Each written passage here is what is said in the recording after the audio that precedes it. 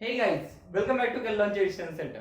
सो हम लोगों का क्वाड्रेटिक इक्वेशन में फैक्टराइजेशन मेथड चल रहा था। ओके गाइस, तो चलिए फैक्टराइजेशन मेथड के कुछ क्वेश्चन हम लोगों ने लास्ट वीडियो में देखे थे। आज के वीडियो में हम लोग कुछ क्वेश्चन देखने की कोशिश करेंगे। आज के लेक्चर में गाइस कुछ एग्जांपल हम लोग सॉल्व एग्जांपल लेंगे और कुछ एग्जांपल हम लोग प्रैक्टिस सेट के लेंगे। ओके, तो चलिए आगे बढ़ते हैं, टाइम वेस्ट नहीं करते। जैसे मान लीजिए मेरे पास पहला क्वेश्चन है। क्या है पहला क्वेश्चन, देखिए ध्यान दीजिए। That is what question number first, 3y square is equal to 15y। अब सबसे पहली गाइस बात ऐसी है कि अगर मुझे क्वाड्रेटिक इक्वेशन को फैक्टराइजेशन मेथड सॉल्व करना है तो सबसे पहले मेरी इक्वेशन स्टैंडर्ड फॉर्म में होना चाहिए। क्या ये इक्वेशन मेरी स्टैंडर्ड फॉर्म में है?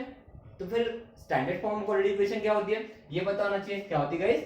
ax square plus bx plus c equal to 0। It means सारे के सारे टर्म एक साइड में होना चाहिए। तो यहाँ पे पहले इस इक्वेशन को स्टैंडर्ड फॉर्म में लाने की कोशिश करेंगे तो क्या हो जाएगा, 3y स्क्वायर, इस वैल्यू को इधर शिफ्ट कीजिए तो क्या हो जाएगा, minus 15y is equal to 0। Okay, अब गाइस थोड़ा सा ध्यान से देखिए, मुझे बताइए क्या ये इक्वेशन और इस इक्वेशन में कुछ आप लोगों को डिफरेंस दिख रहा है?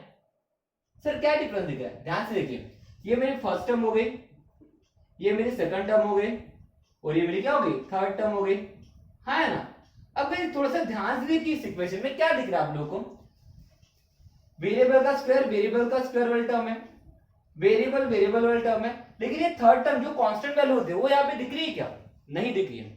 तो फिर गाइस बात ऐसे कि जब भी क्वेश्चन में आप लोगों को ऐसे टाइप की इक्वेशन दिखे और उन इक्वेशन को आप लोगों को क्वाड्रेटिक इक्वेशन सॉल्व करना है तो फिर उस समय आप लोगों को मल्टीप्लाइड वैल्यू और एडिशनल वैल्यू निकालने की जरूरत नहीं है। तो सर अगर हम लोग मल्टीप्लाइड वैल्यू नहीं निकालेंगे, एडिशनल वैल्यू नहीं निकालेंगे तो फैक्टर कैसे बनाएंगे? हाँ या ना? तो देखिए उसके लिए रूल क्या होता है। अब रूल जान लीजिए, अगर इस क्वाड्रेटिक इक्वेशन में ये आपकी थर्ड टर्म मिसिंग है, ध्यान दीजिएगा ये बहुत इंपॉर्टेंट रूल बोल रहा हूं मैं। अगर इस क्वाड्रेटिक इक्वेशन में थर्ड टर्म अगर आपकी मिसिंग है तो क्या करना गाइस, आपके जो बचे हुए दो टर्म है उसमें से कॉमन आउट कर देना। क्या कर देना? कॉमन आउट कर देना। रूल क्या बोला मैंने? ध्यान दीजिए, मैंने क्या बोला कि अगर क्वाड्रेटिक इक्वेशन में से थर्ड टर्म मिसिंग है, अगर क्वाड्रेटिक इक्वेशन में से थर्ड टर्म मिसिंग है, फैक्टराइजेशन मेथड से सॉल्व करना है तो आपको मल्टीप्लाइड वैल्यू और एडिशनल वैल्यू निकालने की जरूरत नहीं है। क्या कीजिएगा, जो दो टर्म बचे हैं उन दो टर्म में से आप लोगों को क्या करना है, डायरेक्ट कॉमन आउट करना है। मल्टीप्लाइड वैल्यू एडिशनल वैल्यू निकालने की जरूरत नहीं है। ये एक रूल हो गया। ओके गाइस, रूल नंबर दूसरा कि ये तो था थर्ड टर्म मिसिंग वाला। अगर मान के चलिए मेरे पास क्वाड्रेटिक इक्वेशन है, that is what ax square plus bx plus c equal to 0, और उस क्वाड्रेटिक इक्वेशन में गाइस ये बीच वाली टर्म मिसिंग है। कौन सी टर्म मिसिंग है? बीच वाली, ये सेंटर टर्म मिसिंग है, ये वाली टर्म प्रेजेंट है और ये वाली टर्म प्रेजेंट है। ओके, तो फिर सर ऐसे टाइम में क्या करेंगे गाइस? ऐसे टाइम में भी आप लोगों को मल्टीप्लाइड वैल्यू और एडिशनल वैल्यू निकालने की जरूरत नहीं है जब क्वाड्रेटिक इक्वेशन को फैक्टराइजेशन मेथड से सॉल्व करना है। तो सर ऐसे टाइम में क्या करेंगे गाइस? ऐसे टाइम में जब आप लोगों के पास फर्स्ट टर्म है और लास्ट टर्म है तो आप लोगों को फॉर्मूला यूज करना है। अब कौन सा फॉर्मूला हो सकता है? एक तो formula a square plus b square का हो सकता है, या फिर वही formula a square minus b square का हो सकता है। ओके गाइस, अब मैं इन दोनों टॉपिक के ऊपर जब आप लोगों के लास्ट टर्म मिसिंग है और जब आप लोगों की मिडिल टर्म मिसिंग है, ऐसे टाइप के कुछ क्वेश्चन आप लोगों को कराऊंगा गाइस आज। ओके, तो चलिए इन रूल को थोड़ा सा याद रखिए और क्वेश्चन की तरफ ध्यान दीजिए। ओके गाइस, तो बढ़े आगे। तो देखते हैं इस क्वेश्चन में, इस क्वेश्चन को देखिए और मुझे बताइए क्या दिख रहा है आप लोगों को। तो सर यहाँ पे मेरे पास फर्स्ट टर्म है, मेरे पास सेकंड टर्म है, थर्ड टर्म मेरे पास मिसिंग है। थर्ड टर्म मेरे पास क्या है? मिसिंग है। तो हम क्या करेंगे, क्वाड्रेटिक इक्वेशन को फैक्टराइजेशन मेथड सॉल्व करना है, थर्ड टर्म मिसिंग है तो क्या करेंगे, डायरेक्ट कॉमन आउट करेंगे। तो कॉमन आउट करेंगे मतलब क्या करेंगे, उसमें से जो चीज कॉमन दिखेगी उसको कॉमन निकालेंगे। जैसे देखिए इस टर्म में और इस टर्म में क्या कॉमन दिख रहा है, यहाँ पे 3 है तो यहाँ पे भी 3 है। अरे भाई 5 into 3 कितना होता है? 15 होता है ना। तो यहाँ पे 3 है, यहाँ पे भी 3 है, यहाँ पे y है, यहाँ पे भी y है, कॉमन निकाल लीजिए तो क्या हो जाएगा, 3y। ओके, 3y निकाला मैंने, कॉमन तो बचा गया, यहाँ से 3 गया, y स्क्वायर में से y गया तो 1y बचा, माइनस है तो माइनस, 15 में से 3 गया तो कितना बचा, 5 into 3 था तो 3 तो चला गया तो यहाँ पे क्या बचा, 5 बचा, और ये y भी चला गया तो मतलब ब्रैकेट में क्या बचा, y माइनस 5 इक्वल टू 0। यहां से कोई दिक्कत है गाइस? क्या बोला मैंने कि अगर मेरे पास थर्ड टर्म मिसिंग है तो क्या कीजिएगा, आप लोगों के पास जो दो टर्म है उन दो में से जो चीज आपकी कॉमन निकल सकती है उसको कॉमन आउट कीजिएगा। यही रूल अप्लाई करेगा। Rule number first. ओके, तो मैंने वही किया, यहाँ पे मुझे दिखा इस इक्वेशन में मेरे पास थर्ड टर्म मिसिंग थी, तो मैंने क्या किया, इन दोनों में से जो चीज कॉमन निकाल सकती है उसको मैंने कॉमन निकाला, तो यहां तक पहुंच गए। और इसके बाद डायरेक्टली क्या करना है, एक एक टर्म को इक्वल टू 0 कर देना। ओके, तो क्या हो जाएगा, therefore 3y is equal to 0, 3y is equal to 0, और क्या हो जाएगा, y minus 5u equal to 0। Okay guys, so therefore मुझे y की वैल्यू निकालना है, ये 3 मल्टीप्लिकेशन इधर जाएगा तो डिवाइड में जाएगा, आया ना, तो y इज इक्वल टू 0/3 और y is equal to minus 5 उधर जाएगा तो क्या देगा, प्लस 5u। ओके, अब मुझे बताइए y इज इक्वल टू 0/3, तो अब और एक रूल याद रखिएगा, ये रूल ऑलरेडी आप लोगों को पता है, और नहीं पता तो याद कर लीजिए कि अगर मान के चलिए ऊपर में 0 और नीचे में कोई भी कांस्टेंट वैल्यू है तो आंसर हमेशा 0 रहेगा। ओके गाइस, बट अगर ऊपर में कांस्टेंट वैल्यू है और नीचे में 0 है तो आंसर हमेशा इंफिनिटी आएगा। क्या आएगा गाइस, इंफिनिटी आएगा, जिसको नॉट डिफाइंड भी कहते हैं। ओके, अब यहाँ पे देखिए क्या दिख रहा है, y is equal to 0/3। Okay, तो 0 अपॉन कांस्टेंट के आंसर क्या होता है, 0। इसका मतलब क्या हो जाएगा, y इज इक्वल टू 0, 0/3 क्या हो जाएगा, 0 हो जाएगा, तो y इज इक्वल टू 0, और दूसरी वैल्यू क्या मिली थी, y इज इक्वल टू 5। तो फिर इस क्वाड्रेटिक इक्वेशन के सॉल्यूशन क्या हो जाएगा, that is what, y is equal to 0 और y is equal to 5। Okay guys, तो इस तरह से हम लोगों ने पहले रूल के बेसिस के ऊपर एक क्वेश्चन हम लोगों ने सॉल्व किया है। ओके, और ये थोड़े से क्वेश्चंस आप लोगों को याद रखना है, ये रूल थोड़े से आप लोगों को याद रखना है जब हम लोग फैक्टराइजेशन मेथड से क्वेश्चन को सॉल्व करेंगे। ओके गाइस, याद रहेगा।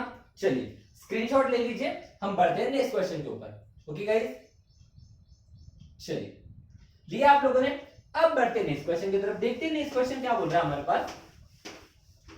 जैसे नेक्स्ट क्वेश्चन है मेरे पास x² इज इक्वल टू 3। क्या है, देखिए second question, x² is equal to 3। अब सबसे पहले ये हमारी क्वाड्रेटिक इक्वेशन है, बिकॉज वेरिएबल एक है और हाईएस्ट डिग्री 2 है, लेकिन बात ऐसी कि उसको पहले स्टैंडर्ड फॉर्म में लाएंगे फैक्टराइजेशन मेथड से सॉल्व करने के लिए, हाँ ना, तो चलिए लाइए उसको। सो देयरफॉर x², ये प्लस 3 रहेगा तो क्या देगा, -3 इक्वल टू 0। ओके, अब गाइस थोड़ा सा यहाँ पे ध्यान दीजिए। ओके, अब इस क्वाड्रेटिक इक्वेशन को और इस स्टैंडर्ड फॉर्म को थोड़ा सा कंपेयर कीजिए। क्या दिख रहा है, ये स्क्वायर वाला टर्म है, स्क्वायर वाला टर्म है, लेकिन ये वेरिएबल वाला टर्म तो यहाँ पे दिख ही नहीं रही, उसके बाद ये सी है तो ये कांस्टेंट टर्म है। तो यहाँ पे क्या दिख रहा है कि अगर क्वाड्रेटिक इक्वेशन में मिडल टर्म अगर मेरी मिसिंग है, अगर क्वाड्रेटिक इक्वेशन में मिडल टर्म मिसिंग है, तो आप लोगों को दो फॉर्मूले लगाना है, एक तो a² प्लस b² का फॉर्मूला लगाना है, या फिर a² माइनस b² का फॉर्मूला लगाना है। यहाँ पे भी आप लोगों को मल्टीप्लाइड वैल्यू या फिर एडिशनल वैल्यू निकालने की जरूरत नहीं है गाइस। ओके, तो ध्यान दीजिए इस क्वेश्चन में क्या दिख रहा है। ओके, ये देखिए इक्वेशन में मुझे यहाँ पे कहीं तो भी मिडल टर्म दिख रही है गाइस, नहीं दिख रही है। तो सर अगर इस इक्वेशन में मिडल टर्म नहीं है, इसका मतलब इन दोनों में से कोई तो भी फॉर्मूला लगाना है। बट अब प्लस का कब लगाएंगे और माइनस का कब लगाएंगे, तो देखिए इस इक्वेशन में यहाँ पे अगर प्लस होगा तो प्लस का फॉर्मूला लगाएंगे, इस इक्वेशन में अगर माइनस होगा तो माइनस वाला फॉर्मूला लगाएंगे। तो सर यहाँ पे तो माइनस दिख रहा है, इसका मतलब कौन सा फॉर्मूला लगेगा, that is what, a² minus b²। तो मुझे बताइए क्या होता है a² माइनस b² का formula, that is what, a plus b into a minus b। क्या होता है फॉर्मूला a² माइनस b² का, a plus b into a minus b। But sir यहाँ पे a² है तो यहाँ पे x² है, ठीक है, माइनस है तो माइनस है, ठीक है, बट यहाँ पे तो b² है, लेकिन यहाँ पे तो 3 है, बट वहां पे तो स्क्वायर वाली टर्म होना, तो फिर अब कैसे करेंगे। तो गाइस फिर ऐसे कंडीशन में आप लोगों को ध्यान में रखना है कि आपको ये जो टर्म होती है ना उसको स्क्वायर फॉर्म में कन्वर्ट करना है, इस टर्म को क्या में कन्वर्ट करना है, स्क्वायर फॉर्म में कन्वर्ट करना है। तो सर अब स्क्वायर फॉर्म में कैसे कन्वर्ट करेंगे, 3 किसका स्क्वायर होता है गाइस, होता है 3 किसका स्क्वायर होता है, अंडर रूट ऑफ 3 का स्क्वायर होता है। 3 किसका स्क्वायर होता है, अंडर रूट ऑफ 3 का स्क्वायर होता है। तो मैं इसको इस तरह लिख सकता हूं guys, that is therefore x² minus 3 का स्क्वायर होता है अंडर रूट ऑफ 3 का स्क्वायर इज इक्वल टू 0। देखिए स्क्वायर स्क्वायर रूट कैंसिल हो जाएगा तो 3 बन जाएगा। मतलब ये बोलो गाइस कि अगर यहाँ पे ये थर्ड टर्म अगर आपके स्क्वायर टर्म नहीं रहती है तो उसको रूट में डाल के उसको स्क्वायर दे देना। अगर मान के चलिए यहाँ पे रहता x² माइनस 9 इक्वल टू 0 तो फिर कोई दिक्कत ही नहीं थी। 9 किसका स्क्वायर है बताइए, 3 का, तो मैं इसको ऐसे लिख सकता था x² माइनस 3 का स्क्वायर, फिर तो कोई दिक्कत ही नहीं थी बिकॉज 9 3 का स्क्वायर है, लेकिन 3 तो किसी का स्क्वायर ही नहीं है। तो ऐसी कंडीशन में क्या करेंगे, उसको अंडर रूट में डालेंगे और उसका स्क्वायर दे देंगे। Is that clear guys. अब देखिए इसको कंपेयर कीजिए, क्या दिख रहा है अभी ये सेम, हाँ x square minus under root of 3 का स्क्वायर, तो a square minus b square, a square minus b square, क्या होता है formula a plus b into a minus b. तो चलिए कर दीजिए इसको, क्या हो जाएगा, a की वैल्यू क्या है x, x a plus b, b की वैल्यू क्या है अंडर रूट 3, तो x plus under root of 3 into a minus b, तो a की वैल्यू क्या है x माइनस b की वैल्यू क्या है under root of 3 equal to 0। मिल गया दो फैक्टर, फिर हर एक फैक्टर को इक्वल टू 0, सेम रूल। तो therefore x plus under root of 3 is equal to 0 और x minus under root of 3 equal to 0। चलिए निकालिए आंसर, तो x is equal to plus under root 3 उधर जाएगा तो क्या हो जाएगा माइनस अंडर रूट ऑफ 3 और x माइनस अंडर रूट 3 उधर जाएगा तो क्या बनेगा x is equal to plus under root of 3। तो गाइस इस तरह से ऐसे टाइप के क्वेश्चन को आप लोगों को सॉल्व करना है, बट ये कब करना है, जब आप लोगों की मिडिल टर्म जो होंगी गाइस वो मिसिंग होंगी। ओके गाइस, आसान है ना।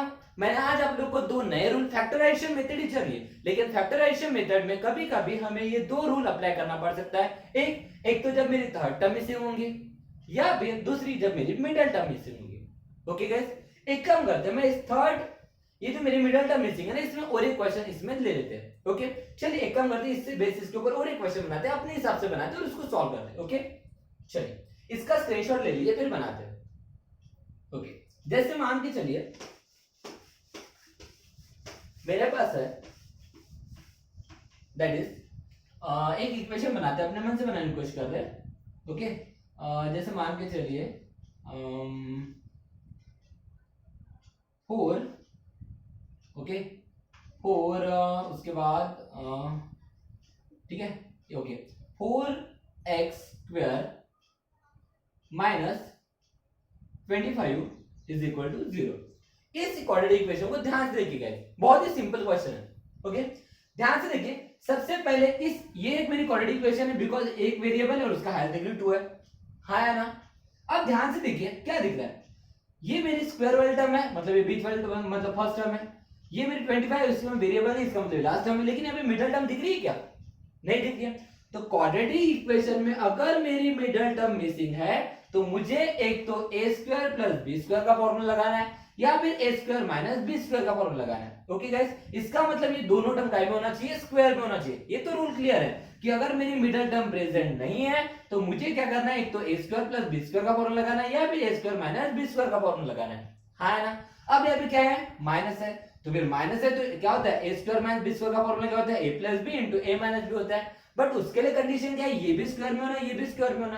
अब देखिए गाइस, यहाँ पे थोड़ा सा ध्यान दीजिए। अब बात ऐसी कि यहाँ पे x का स्क्वायर तो है, लेकिन क्या है यहाँ पे a का स्क्वायर, a का स्क्वायर मतलब इस पूरे टर्म का स्क्वायर होना चाहिए, लेकिन यहाँ पे तो सिर्फ 4 अलग है और x का स्क्वायर है। तो क्या गाइस, मुझे इसका होल स्क्वायर नहीं बनाना पड़ेगा। तो अगर मुझे इसका होल स्क्वायर बनाना पड़ेगा तो क्या होता है, 4 किसका स्क्वायर है क्या, हाँ है ना, बताइए ना, 4 किसका स्क्वायर है क्या, हाँ 2 का स्क्वायर है ना। तो क्या मैं इसको ऐसा लिख सकता हूँ, that is what 2x whole square लिख सकते हो। ध्यान से देखिए, मुझे क्या करना है, a का स्क्वायर, लेकिन ये पूरी टर्म होना चाहिए। ओके तो मैंने क्या किया, मेरे पास 4x स्क्वायर था, तो मैंने क्या लिखा, इसको होल स्क्वायर बनाने के लिए 4 मुझे पता है 4 किसका स्क्वायर है, 2 का, तो फिर 2x होल स्क्वायर। तो देखिए 2 का स्क्वायर 4, x का स्क्वायर x स्क्वायर, बन गई टर्म वाली, हाँ है ना।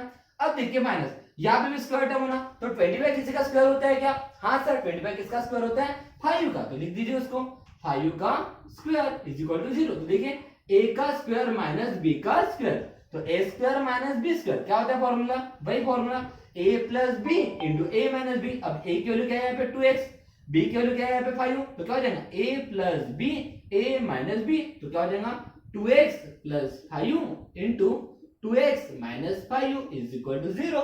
ओके फिर उसके बाद दो फैक्टर मिलते बराबर, हर एक फैक्टर को इक्वल टू 0, तो देखो क्या हो जाएगा 2x प्लस 5 इक्वल टू 0 और 2x माइनस 5 इक्वल टू 0। चलिए निकालिए वैल्यू, तो देयरफॉर क्या हो जाएगा, x की वैल्यू निकालना तो प्लस 5 को वैल्यू उधर शिफ्ट करना पड़ेगा, तो therefore 2x is equal to minus 5 और 2x इज इक्वल टू 5। अब देखिए x निकालना है, ये 2 मल्टीप्लिकेशन में इधर जाएगा तो डिवाइड में जाएगा, so therefore x is equal to minus 5/2 और x is equal to 5/2। Okay guys, तो इस तरह से आप लोगों को मिडिल टर्म मिसिंग रहेंगे तो उसके बेसिस के ऊपर क्वेश्चन को इस तरह से सॉल्व करना है गाइस। ओके बहुत ही सिंपल क्वेश्चन होते हैं। ओके जल्दी से इसका स्क्रीनशॉट ले लीजिए, हम आगे बढ़ते हैं फिर नेक्स्ट। ओके गाइस, चलिए सो आगे बढ़ते गाइस, अब स्टार्ट करने जा रहे हैं हम लोग प्रैक्टिस सेट। क्या स्टार्ट करने जा रहे हैं गाइस? Practice set. अभी तक के जो क्वेश्चन हम लोगों ने लिए ये सॉल्व एग्जांपल्स थे। ओके सो प्रैक्टिस सेट के क्वेश्चन स्टार्ट करने जा रहे हैं गाइस। उसका पहला क्वेश्चन दिख रहा है हम लोग को, दैट इज क्या है पहला क्वेश्चन? ये है x² minus 15x plus 54 is equal to 0। अब सबसे पहली बात है गाइस कि ये हमारी क्वाड्रेटिक इक्वेशन है। ओके और इस क्वाड्रेटिक इक्वेशन को मुझे क्या करना है गाइस? फैक्टराइजेशन मेथड से सॉल्व करना है। अब रूल क्या कहता है कि अगर मुझे क्वाड्रेटिक इक्वेशन को फैक्टराइजेशन मेथड सॉल्व करना है तो क्या करना है? सबसे पहले क्वाड्रेटिक इक्वेशन स्टैंडर्ड फॉर्म में होना चाहिए, तो क्वाड्रेटिक इक्वेशन में स्टैंडर्ड फॉर्म में है। उसके बाद क्या करना है? उसके बाद मुझे दो चीजें निकालना है, एक मल्टीप्लाइड वैल्यू और दूसरी एडिशनल वैल्यू। तो चलिए निकालिए मल्टीप्लाइड वैल्यू और एडिशनल वैल्यू। तो मल्टीप्लाइड वैल्यू कैसे निकाल देगा? फर्स्ट टर्म को लास्ट टर्म के साथ मल्टीप्लाई कर दीजिए, तो 54 इंटू एक्स स्क्वायर क्या हो जाएगा? 54x square. और बीच वाली टर्म क्या होती है आपकी? एडिशनल, दैट इज 15x, लेकिन माइनस है तो माइनस। तो फिर बताइए ऐसे दो वैल्यूज जिनका मल्टीप्लिकेशन 54 आता है और एडिशन माइनस 15 आता है, चलिए बताइए 54 किस किस टेबल में आता है? जल्दी बताइए, बताइए जल्दी से। 9 के टेबल में आता है क्या? देखिए 9 के 9 954 आता है ना, 954 आता है ना भाई। 9 6 का कितना होता है? 54। ऐसा और नो गाइस, बट बात ऐसी गाइस कि मुझे चेक करना है क्या इन दोनों का एडिशन माइनस 15 आता है या नहीं आता है। तो देखिए 9 और 6 कितना होता है? 15, बट यहाँ पे कितना होना? माइनस 15 होना। अब यहाँ पे माइनस 15 होना और मल्टीप्लाइड वैल्यू पॉजिटिव होना, तो एक काम कीजिए, अगर मल्टीप्लाइड वैल्यू पॉजिटिव है एडिशनल वैल्यू निगेटिव है तो क्या कर देना? दोनों वैल्यू को माइनस लगा के देख लेना। ओके देखिए माइनस इंटू माइनस क्या हो जाएगा बेटा? प्लस, है ना, 954। ओके लेकिन यहाँ पे एक्स स्क्वायर है तो यहाँ पे एक्स लगा दो, यहाँ पे एक्स लगा दो, है ना। उसके बाद माइनस एडिशनल वैल्यू चेक कीजिए, माइनस माइनस क्या होता है? प्लस, है ना। तो 9 और 6 15, लेकिन माइनस साइन का साइन एज इट इज बड़े वालों का साइन देते हैं, तो है ना। तो क्या हो जाएगा? माइनस 9x माइनस 6x कितना हो जाएगा? Minus 15x।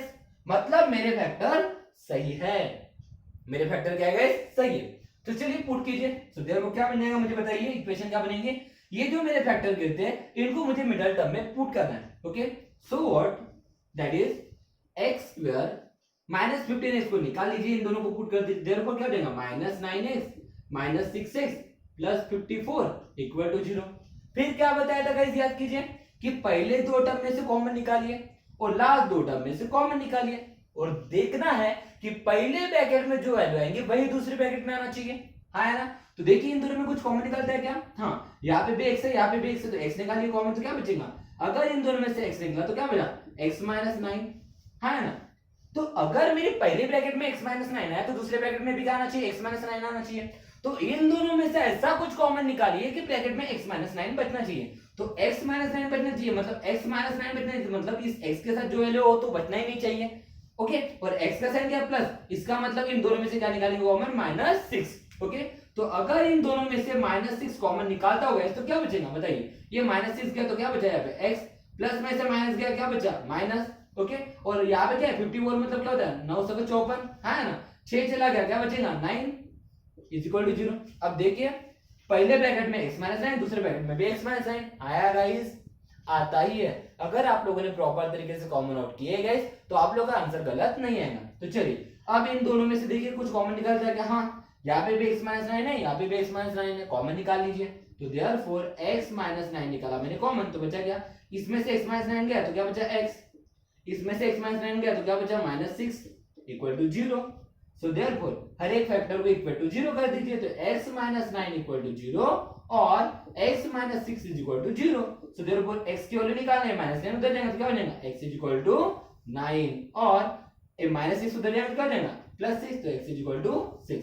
तो इस तरह से आपको इस क्वेश्चन को सॉल्व करना था। This is the first question of practice set. Okay guys आसान था, बस ध्यान में रखिए गाइस इस टॉपिक में आप लोगों को फैक्टर ढूंढते आना चाहिए, और दूसरी चीज उसके साइन ये आप लोगों को पता होना चाहिए कि किस तरह से अरेंज करने हैं। ओके गाइस और उस रिगार्डिंग मैंने थोड़ा सा याद करने के लिए आप लोगों को एक टेबल भी बताया था, उस टेबल का आप यूज कर सकते हो। ओके गाइस तो चलिए आगे बढ़ते हैं, एक काम करते हैं गाइस, अब मैं आप लोगों को ये वाली जो इक्वेशन है, ये जो इक्वेशन दिख रही है गाइस, इस इक्वेशन को होमवर्क देता हूं और आज की वीडियो को यहाँ पे स्टॉप करते हैं। हम धीरे धीरे पढ़ेंगे, थोड़ा सा प्रैक्टिस करेंगे। ओके गाइस, तो इस इक्वेशन को आप लोग घर में सॉल्व कीजिए और इसका क्या आंसर आता है, दैट इज व्हाट यहाँ पे x के क्या आंसर आते हैं ये आप लोगों को बताना है। ओके, मतलब इस इक्वेशन का क्या सॉल्यूशन है ये आप लोगों को कमेंट बॉक्स में बताना है गाइस। तो सभी लोग कोशिश कीजिए, प्रैक्टिस कीजिए गाइस। आंसर नहीं भी आता है तो मैं आप लोगों को ये कल कराऊंगा, लेकिन कोशिश कीजिए कि इस इक्वेशन का आंसर आप लोग फैक्टराइजेशन मेथड से निकाल सको। ओके गाइस, तो thank you so much guys, मिलते हैं नेक्स्ट वीडियो में। Have a nice day.